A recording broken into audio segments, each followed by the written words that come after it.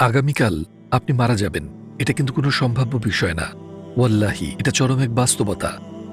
১ জানুয়ারি ২০২৬ সকাল ৯টা কিংবা ১০টার দিকে আপনি শেষবারের মতো শ্বাস নেবেন আর আপনার রুহ তুলে নেওয়া হবে। সবাই আপনার জন্য কাঁদছে আপনাকে নিয়ে। সময় তখন প্রায় দুপুর ২টা বাজে। আপনাকে গোসল করানো হচ্ছে, আপনার জানাজার নামাজ পড়া হয়ে গেছে, বন্ধু আত্মীয়রা আপনাকে কাঁধে তুলে নিয়ে গেছে, তারপর তারা আপনাকে কবর দিল। এরপর সবাই যার যার ঘরে চলে গেল। এখন আপনার ঘর নীরব, আপনার পরিবার বসে আছে। মানুষ ফোন করে বলছে আল্লাহ যেন তার উপর রহম করেন। তারপর সেটাও থেমে যায়। ১ সপ্তাহ কেটে গেছে। আপনার কাপড়গুলো জড়ো করে তারা কিছু গরিবদের দিয়ে দেয়। আপনার সম্পদ, আপনার উত্তরাধিকার সবকিছু শেষবারের মতো ভাগ হয়ে যায়। পুরো ১ বছর কেটে গেছে। আপনার সোশ্যাল মিডিয়া অ্যাকাউন্টগুলো কিছুদিনের মধ্যে ডিলিট হয়ে গেছে।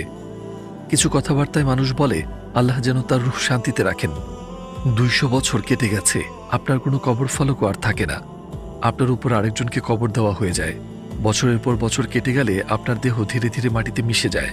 ভাই শুনুন, এটা সত্যি এত নিশ্চিত, এত ছোট আর এত অস্থায়ী, কিন্তু বিশ্বাস করুন এটা শুধু মৃত্যু নিয়ে না। এটা হলো মরার আগে আমরা কিভাবে বাঁচি, আজ আমরা কি করেছি, আমরা আল্লাহর কাছে কি নিয়ে ফিরব। আজ আপনি কি কাউকে কষ্ট দিয়েছেন? আজ আপনি কি কারো কাছে মিথ্যা বলেছেন? আপনি আজ কেমন মানুষ ছিলেন? আপনি কি নামাজ আদায় করেছেন?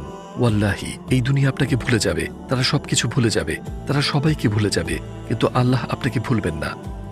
আপনি এখনো বেঁচে আছেন, আপনার এখনো সময় আছে। আপনার প্রতিপালকের কাছে ফিরে আসুন যখন এখনো সুযোগ আছে ক্ষমা চাওয়ার। ক্ষমা চেয়ে নিন, অন্যদের ক্ষমা করুন, মৃত্যুর জন্য প্রস্তুত হন।